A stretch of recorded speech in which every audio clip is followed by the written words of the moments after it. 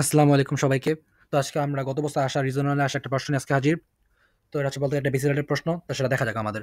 তো এই প্রশ্নে কি বলছে এটা হচ্ছে আমাদের আবিরের একটি বিকার এবং একটি কনিক্যাল ফ্লাস্ক রয়েছে। প্রাথমিক পাত্রে উভয় একই উচ্চতার তরল আছে। অ্যান্ড উভয় পাত্রের তরলকে গরম করা হলে পাত্রের নিচে চাপ কি হবে? অর্থাৎ আমাদের প্রশ্নের চাপ কি হবে সেটা চাওয়া হইছে আসলে। সেই চাপটা চাওয়া হইছে যখন সেটাকে গরম করা হবে দেন হচ্ছে ধরে নেওয়া যে তরল নিজের স্ফুটনাঙ্কে পৌঁছায় না, পাত্রের তাপীয় প্রসারণকে অগ্রাহ্য ধরো। ওকে, তো আমরা তাপের কোনো অর্থাৎ পাত্রের মধ্যে তাপের কোনো প্রসারণ ঘটবে না, অর্থাৎ তাপ সেম টু সেম থাকবে, অর্থাৎ কনস্ট্যান্ট থাকবে। অ্যান্ড তরল নিজের স্ফুটনাঙ্কে পৌঁছায় না। কেন এটা বলছে? কারণ যদি তরল স্ফুটনাঙ্কে পৌঁছা যায় তাহলে তরল থাকবে না, বরং গ্যাসে পরিণত হয়ে যাবে।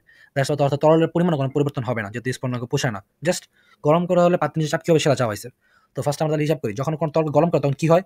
এদের মধ্যে গতিশক্তি, এদের মধ্যে যখন এই অণুগুলি কাঁপতে থাকে, রাইট? যখন তখন তরলের মধ্যে যখন তাপ দেওয়া হয় তখন অণুগুলো কাঁপতে থাকে, ফলের মধ্যে একের মধ্যে তাদের মধ্যে যখন কাঁপতে থাকে তখন তাদের মধ্যে ঘর্ষণ সৃষ্টি হয়, ফলে তাদের বেগও বৃদ্ধি পায়, প্লাস তাদের মধ্যে দূরত্ব বেড়ে যায়। দ্যাট মিনস দূরত্ব বেড়ে যায় মানে তাদের মধ্যে অবশ্যই ডেনসিটি অর্থাৎ ঘনত্বের পরিমাণ হ্রাস পায়। অর্থাৎ ঘনত্ব হ্রাস পেলে কি হবে? যেহেতু মনে করো দুটো ফ্লাগে যেই তরল আছে, এই তরলের যদি ঘনত্ব যদি হ্রাস পায় তাহলে কি হবে? অবশ্যই এর মধ্যে নিচে যে চাপটা আছে সেই চাপটা কমে যাবে। কারণ কি?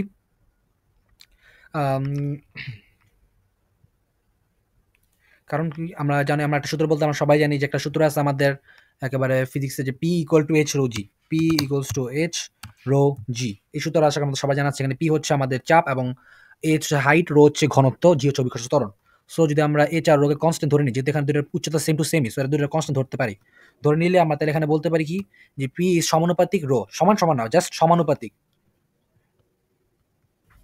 তো এই সমানুপাতিকের মানে কি? মানে হচ্ছে যে ঘনত্বের পরিমাণ বৃদ্ধি পেলে চাপের পরিমাণ বৃদ্ধি পাবে, ঘনত্বের পরিমাণ কমে, অর্থাৎ ঘনত্ব বা ডেনসিটির পরিমাণ কমে গেলে চাপের পরিমাণও কমে যাবে। এবং যেহেতু আমাদের এই বিকারের মাঝখানে ঘনত্বের পরিমাণ হ্রাস পাচ্ছে, যেমন যেটা তাপ দেওয়ার ফলে, সো তাহলে কি হবে? এদের চাপের মানও হ্রাস পাবে। এবার আমাদের এখানে এমসিকিউ দেওয়া আছে, সেটার জন্য আমাদের অ্যান্সার কি হবে?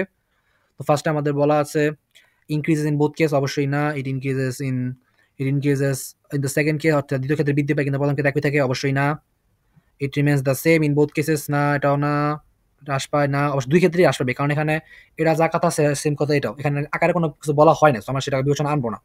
অ্যান্ড দেন যেটা আমরা অবশ্যই বলছি দুইটা হ্রাস পাবে, কিন্তু এখানে কোনোটা আমাদের দুইটা হ্রাসের মধ্যে কিছু বলা হয় নাই, সো তাহলে আমাদের অ্যান্সার কি? নান অফ দেম, অর্থাৎ কোনোটাই না। এটা হচ্ছে তাহলে আমাদের কারেক্ট অ্যান্সার। আশা করি বুঝতে পারছো।